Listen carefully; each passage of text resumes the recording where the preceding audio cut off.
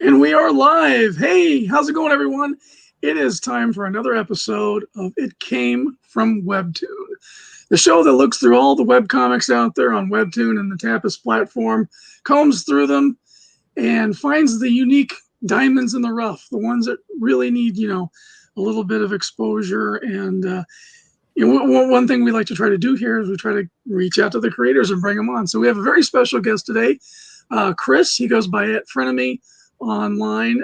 He's been a graffiti artist for a number of years. And tonight we're looking at his tale on Tapas called Cosmic Safari. But first, my co-host Varian, special night tonight. It's your wedding anniversary, correct?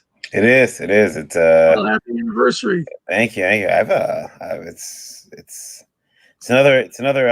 It's another day. No, it's went out, had dinner, and I enjoyed the dinner. I'll just tell you, I think my stomach is I'm not able to eat as much as I used to. I did not eat this morning just in preparation for this dinner we're gonna have. And I took like 3 bites and I was full. I was like, okay. Did you get the pork chop? I did. You only ate 3 bites of that amazing thing? I tried. I ate a little bit more than 3 bites of it, but a little bit more. But it was. I didn't finish it. I brought a majority of it home, and to show you my eyes are bigger than my gut. I was ordering, and I took your advice. I got the white cheddar mashed potato, and then my eyes are creeped down to there's a little potato here.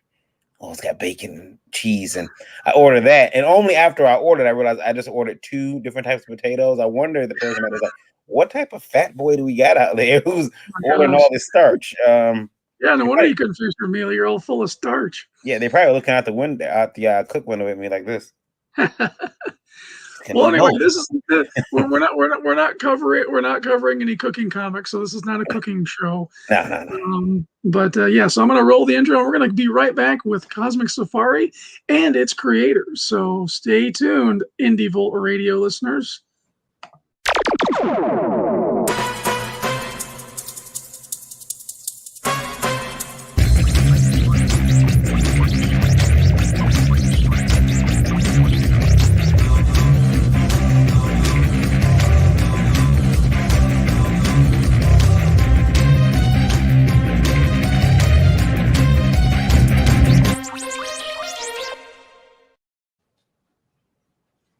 All right, let me bring everybody in. And we want to do, there we go. All right, I got it. Okay, everyone. We are talking about Cosmic Safari. It's on Tapas, and there's a link down in the description, so you can click on that. It'll bring it up, and you can check it out and read it. A very different kind of comic, and one that I truly enjoyed reading. It reminded me a lot of when I first got into comics. The group I was hanging with did a lot of stuff in the underground comic scene. So it was very, a lot of the stuff there, kind of like your Robert Krum kind of stuff. Very off the wall, not following the how to draw comics the Marvel way template. And so that's one of the reasons why Cosmic Safari piqued my eyes, because it's definitely kind of that genre falls in there. And it's awesome. We have a friend of me here, Chris. He is the creator of this. And introduce yourself and tell the audience a little bit about yourself and the comic. Yeah, so my name's Chris, but I go by Frenemy, which is my name in street art and graffiti. Been painting graffiti for about 20 years, doing like large murals and stuff. That's kind of what I build a name with my art and stuff. And I've been working on this comic actually for like a long time, since 2012. I started it around then, and I would just do it as a side project. So I draw like 10 pages, and then I would just sit there and I draw 10 more. And then I started coloring it on Illustrator a long time back, and I didn't like the way it looked, so then I let it sit longer. And the pandemic had me looking at this giant pack of comics pages I had sitting around, and I had a new iPad, and I was like, I should color these, finally do something with it. And so I did, and I originally planned to actually just try to release it as a zine or some sort of print it myself. And then I was like, I had a friend who makes web comics. Is like, you should do it as a web comic, and I actually don't know much. This is all new world to me, so I was like, oh yeah, I'll check that out, and did some research on the different sites, and just started posting it. So that's where I'm at. Oh, that's fantastic. So tell us about the actual comic. I usually get to read the description, and we kind of go from there and interpret it. But I'd love to hear in your words, like, this is your baby. You've been working on this for a while, so tell us about it. So I definitely did this in a very unconventional way. I like started out by just like had these drawings that like, and I was like, oh, these would be cool if there were a story, and then I turned them into a story, and I wanted it to be like, when I had the concept, to be very like open world, like, because I love character design, so I wanted to like be able to include as many kinds of wild characters as possible. And I had the idea to like, oh, I'll make my character Krum get abducted and put on this safari planet. So the main character Krum, he's like hanging out one day eating ice cream, and he gets abducted by these aliens who abduct creatures from all over the universe and bring them to this cosmic safari where they are forced to live out their life, and a bunch of crazy stuff happens there. And yeah, so it's basically about Krum trying to figure out his way in this new world, and I guess try to find his way home eventually. You know, I always pick out the weird little things in the art, and one of the things that I really enjoyed about this book, I mean, the art and the story are great, but one of the things that I kept getting drawn to was the size of the pages and the look of the page art, like the actual paper. Is that an effect, or is that did you scan that? Is that actual so page? that's an effect. So I hand drew all the pages. Actually, I drew them all with like pen and ink or whatever, and then now some of the newer ones I've done all in the iPad, so it's a mix of both. But I use a filter, in Procreate. I got this filter so that I could make it look like they're on actual old comic book pages, because I grew up loving comic books, collected comic, and I love that look, so I really wanted to keep that look, but and have them look like an old comic. And even the cover, I actually kind of based that off of a Jack Kirby comic with the Doodle Gods by Frenemy, all that stuff. But then it's also not at all like Jack Kirby, like the art style. Not at all.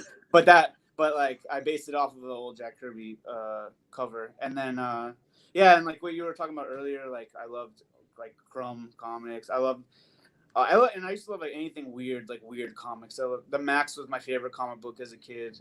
That doesn't surprise me at all.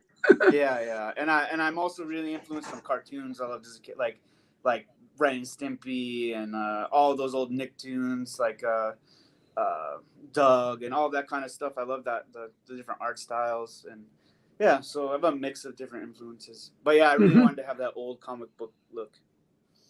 Well, you nailed it spot on 100%, and that's another thing that kind of really makes this unique in webcomics is that you're purposely trying to make it, well, I mean, you made it as an actual paper comic originally thinking that, but a lot of people, we when we do things digitally, they still retain that digital look to it. I wouldn't necessarily know this was digital without you telling me, or just making the assumption. I mean, there's no digital tells here. I mean, the effect in Procreate to make it look like on paper is working like a charm. Yeah, no, thanks. I really wanted to not have it look digital, and then I didn't know about this, like on all these comic sites they have this infinite scrolling, which I was told will hurt me, that my comic doesn't look like that, but honestly I don't care if people don't want to read it just because of that, then I'm making it because I love making it, and if people read it, great. But so well, I can't. It's already made like this, and I wanted the panels to I like not breaking out of the restriction of the panel, like with this one, like where parts of the comic is puking and it comes out and drips into the other one, or I liked trying to break the rules a bit of how things are supposed to be. Yeah, I always look for ways to break out the panel myself. It's and that's one of the great things about comics. One of the reasons why I was drawn to comics is it's such an experimental art form. You know, there is, you don't necessarily have to stay within the boundaries of the border or do things like, you know, the Marvel way or, you know, whatever that is. You know, then, and it's a narrative experimental art form, and there's just so much you can do with it. And um, yeah, I don't remember which page it's on, but you did like how a skateboard is made, and it was just, I love that. It's like one of my favorite parts. Oh, thank you. Yeah, so with this stack of comics that I had my comics for this comic, and then I also had all these one-off comics that I had made over the years, and I was like, I really want to include these in the comics somehow. So I was like, you know, old comics always have advertisements in them, so I thought I'll make these comic strips into fake advertisements and include them sprinkled throughout the series. So that was the concept and idea with that. Now Yeah. that's near and dear to my heart because my company mascot is a little gnome, a little drunk gnome named Tipsy. So you know, that's really cool. You know, That's awesome. it's funny that you got the fake ads because, you know, like Eric did one ad. It was based on Hostess cupcakes, and he gave me the task to do it, to write it, which was, I had a lot of fun. But you know, ads are hard to do. Even even if, you know, just for entertainment in the book, they're really hard. But I like this. I did like this one. Um, Making skateboards. If only it was so easy. Finally got Pop's perfection. The very scientific machine. Yeah, I did my favorite skateboard company as a kid. I grew up skateboarding as well. Was Toy Machine Skateboards. Also, I don't know if you're familiar with Toy Machine, but Ed Templeton did all the illustrations, and they're also really crazy and cartoony, and so it's a little bit of an ode to that as well. So. A little bit. My skateboarding days were more about falling on my ass, so I didn't really keep up with it. But I've always wanted to do art for skateboards because it's another really awesome creative medium that seems like the community really embraces the weird and the outlandish designs. Oh, for sure. Like that's actually another influence on my art is the skateboard graphics. Like from when I was a kid, I loved skateboard graphics and skateboards. I was actually lucky enough I've done one design for a skateboard company.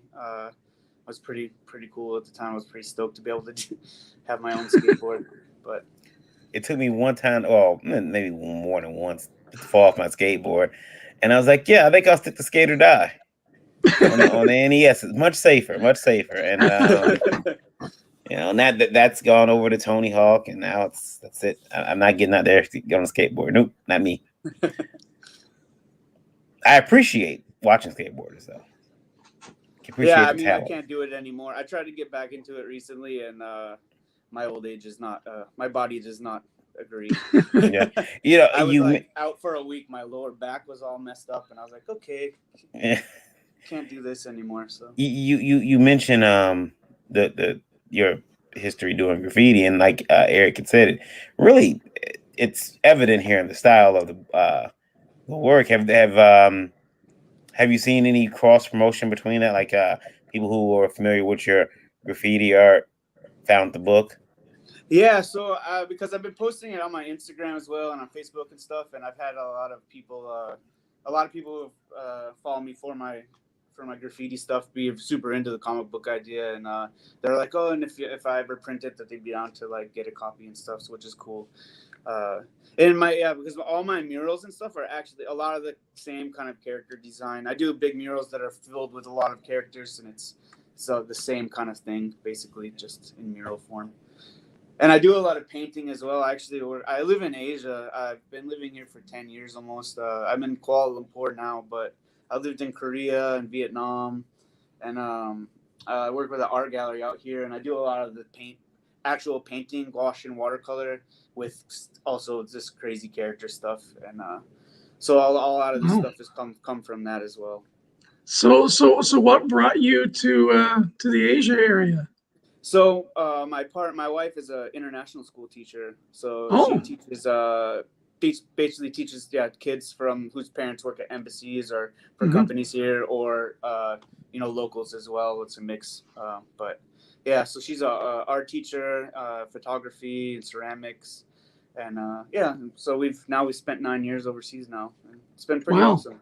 Yeah. That's really cool. Yeah. My wife and I are planning our first trip to Japan here in the next couple of years for our big 20th wedding anniversary. And we kind of moonlight the idea of maybe someday being able to stay a lot longer or do something that keeps us out of country in those areas. Because she also does she's a black belt in Taekwondo and Musul-do, so we also want to visit South Korea as well. Oh, awesome! Yeah, and kind of experience some of the culture behind the stuff that we love. We're also just giant weebs okay. into the anime scene and stuff. So it's a dream of ours that we're working towards. But I mean, that's really exciting that you guys get to do that and live that multicultural life. I'm sure it's been exciting.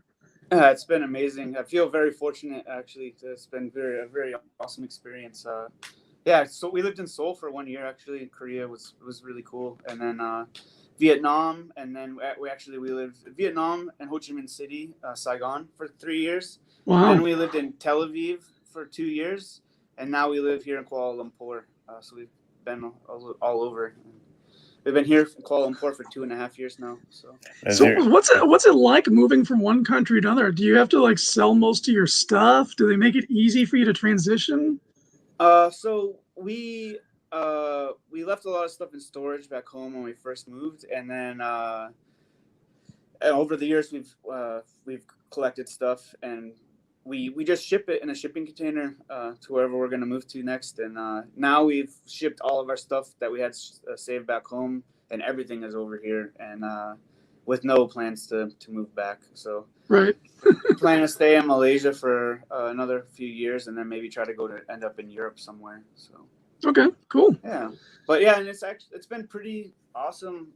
Moving country hasn't been too hard, and actually a big, like, doing graffiti and street art and paint, art and stuff has made it really easy for me to connect with local friends, like make local friends everywhere I go, and get connected in the art scene. And then, automatically, I think if you're, another artist, you kind of have a connection that maybe it's harder if you didn't have that kind of thing to make local friends. So we speak a universal language. It's a visual medium. It's a language all on its own. We can communicate without knowing the verbal languages just by the images that we make. So that's a really interesting point that you make there. It is kind of a unifying thing, isn't it?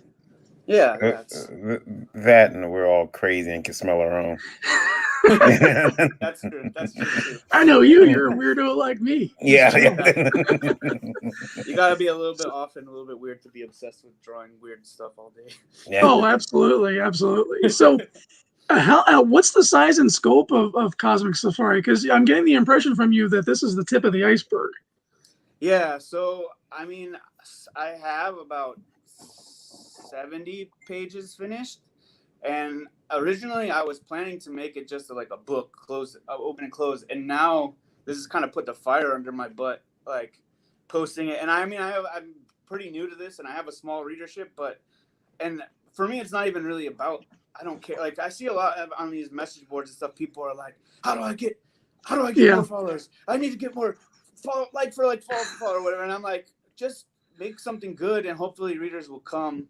And for me, I'm just making it because I love making it, and this has really like got me like, oh man, this is fun. And I have a 45-minute train ride to and from work every day. I work at a tattoo shop here, and on that train ride, that gives me a lot of time to draw on my iPad.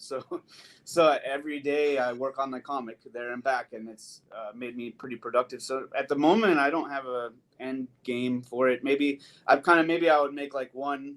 I don't know how this whole works. Is there seasons or whatever? What do you call it? I don't know. Like episodes. I think something. Yeah, seasons and episodes. It's a bizarre language, but it kind of works for this medium. And it's totally arbitrary. You can just decide when you want to end it and start the next one. I guess. Yeah.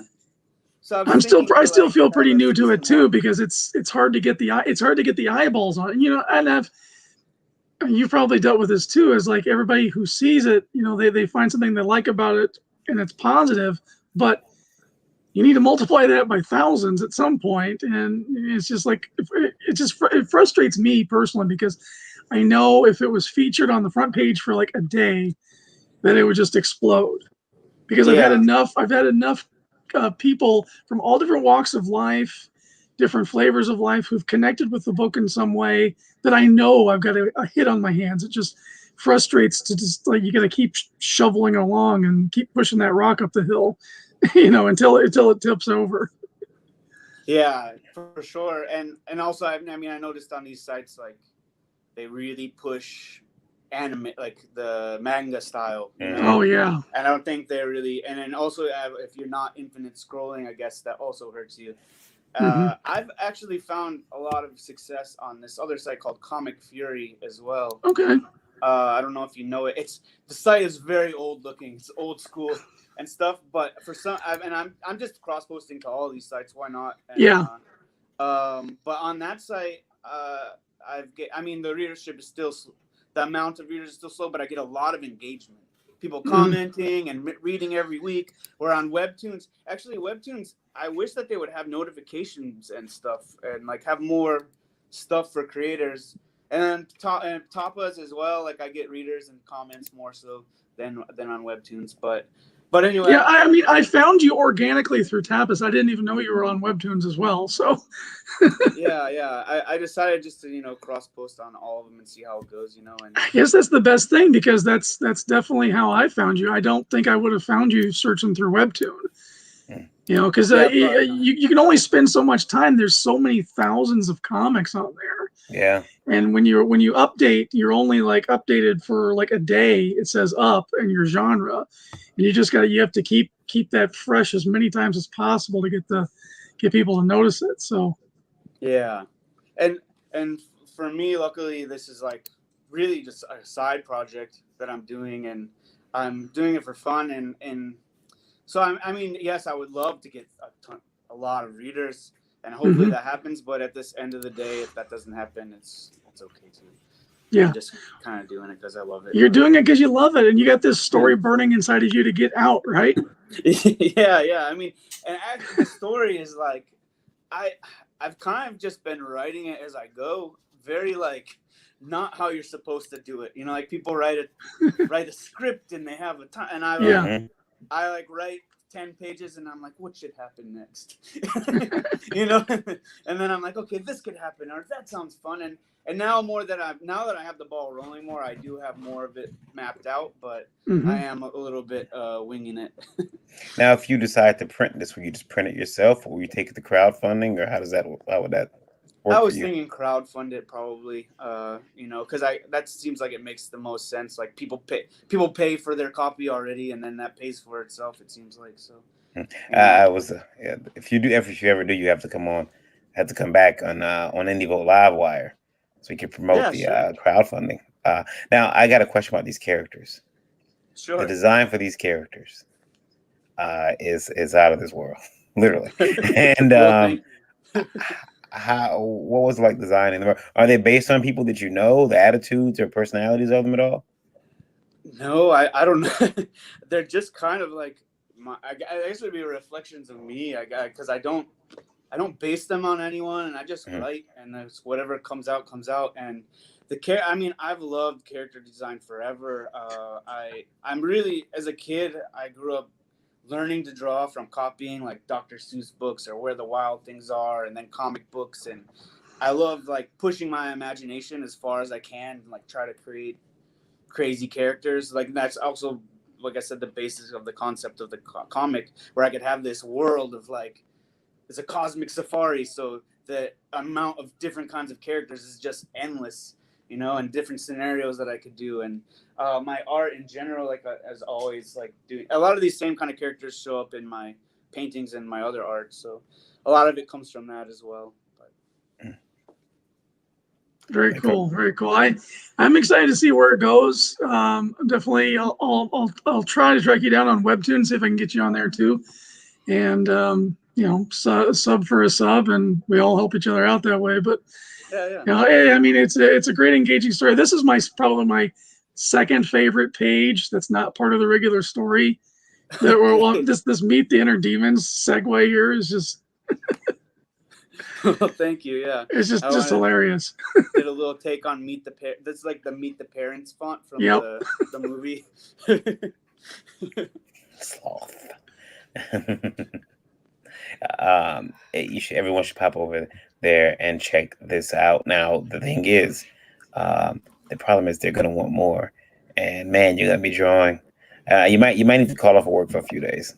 No, I actually have so in my queue, I'm queued out for another 2 months already. Oh, nice. That's great. A lot of it already finished. So, so I'm like ahead. I actually made a bunch of the pages, and then waited to post, and then made a queue, and then I've been working on it constantly. Like I said, I'm a train ride every day. I work on it and try to post 2 new pages to the queue every week, or 1 or 2, and keep that going. So yeah, that's another way I shot myself in the foot originally, because I was working on it really well in the beginning, and then I got the book deal for the Roddy Piper comic and stopped, and my audience didn't come back.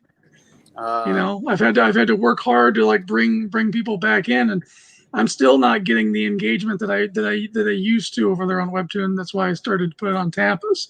And now I'll look at Comic Fury and see if that'll work too. Of course, mine's designed for infinite scrolling, so if that's not an infinite scrolling site, it's going to be problematic.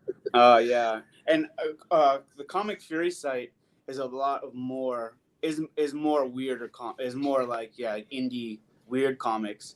So I feel like someone had told me like your comic would fit well over there. So then I decided to put it over there as well, and I just figure like the more each site maybe has a different audience, and the more eyes I get, the better. So I might as well just do all of them. Yeah, treat that stuff like Tabasco sauce. Put that shit on everything. For sure. Where are you guys located? We are in Michigan.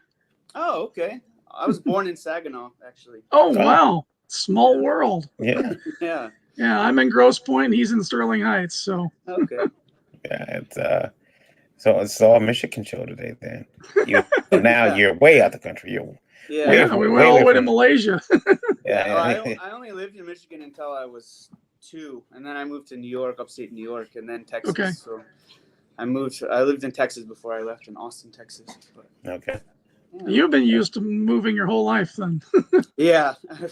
I moved a lot as a kid. I went to I think 10 different schools through my childhood. So moving isn't a which is good. It was a good thing in a way, because it forced me to learn how to adapt, so I can move and meet new people and not be too shaken up by all that. But yeah, no, I grew up a country bumpkin in Missouri for like the first 18 years, and then I came to inner city Detroit to go to school, and that was a huge culture shock. But I definitely see the benefit of it. And now I'm looking at wanting to do more world traveling. I've been to the Ivory Coast. I've been to India. I've been to Belgium, and wanting to get out to Japan and stuff. And just kind of because once you see people face to face, you realize we're all the same in most ways. And there's no reason for these divisions. We can have normal conversations and get along and network and what have you. And it's it's something that I would love I would love to give everybody the benefit of that experience, because I think it would solve a lot of our problems. Oh, for sure. Yeah. And people would stop being so afraid of each other and pointing the finger at everybody else for the problems, for just what they look like or whatever. It's pretty awful. I think one of the best ways to do that, I know it sounds hokey, but it's through art. I think that it helps. And by art, I mean, illustration, music, painting, whatever. I think that's the best way to connect people. It seems to be one of the best universal languages. I do have to step away, but I know, Eric, this show isn't very long. Yeah, so, we're actually on the wrap up phase right now. So, Chris, tell everybody where they can find you online, and we'll get out of here. Sure. So you can find me on Instagram and Twitter at Frenemy, Life, Frenemy Life. I have a website, frenemylife.com, and then Cosmic Safari on all of the different comic sites. Yeah. All right, guys. Thank you, everyone out there and Indie Vault listeners. Varen, do you have any numbers for us before we close out? I do. 204. 207. 34,207 people listening. 34,000. live Okay. Wow. Sweet. Thank you, on everyone, for listening Indie Vote tonight. Radio. Thank you, guys. And thank you to those of you who are watching on Facebook, YouTube, Twitch, or Twitter via the Periscope app. And we will be back next week with another edition of It Came from Webtoon, with another wonderful webcomic and maybe another creator if I can actually get a hold of people. And then tomorrow night, Indie Volt Live Wire at 9 p.m. Eastern Standard Time. Another crazy show of independent comics. We'll have some Kickstarters and Indiegogos to feature, and questions from you, the listeners. So make sure you send those in and email them into the Indie Volt mailbox. Till then, Varian, enjoy the rest of your anniversary, and Chris, we'll talk to you back and forth. Definitely be keeping an eye on Cosmic Safari. You guys can click on the link down in the description and subscribe to that. Also, check out Dreaded Dinosaur Man, my comic there on Tapas. The link's down there as well. We will see you next time. Yeah, you're welcome, man. Thank you for coming on.